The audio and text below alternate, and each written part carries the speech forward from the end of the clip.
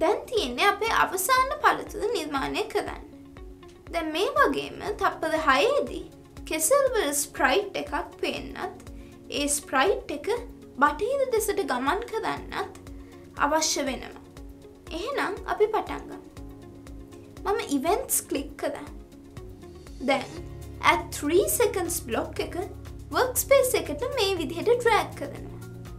මෙතන මම තප්පර 6 විදිහට හැදුවා. ඊළඟට මම sprites ක්ලික් කරනවා.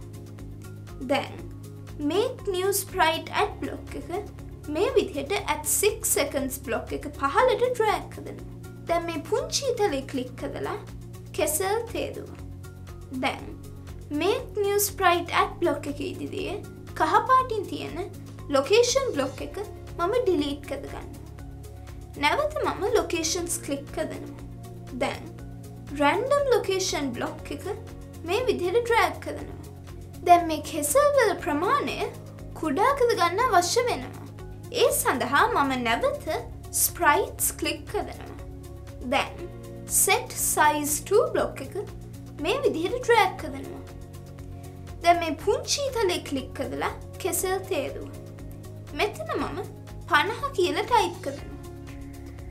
දැන් මේ කෙසල් නැගෙනහිර සිට බටහිරට ගමන් කරන්න අවශ්‍ය වෙනවා. මම behaviors ක්ලික් කරනවා. දැන් sprite begins block එක drag කරන්න. දැන් මේ පුංචි තලේ ක්ලික් කරලා කෙසල් තේරුවා. නැවත මම behaviors ක්ලික් කරනවා. දැන් moving west and looping block එක begins ඉදිරියට drag කරනවා.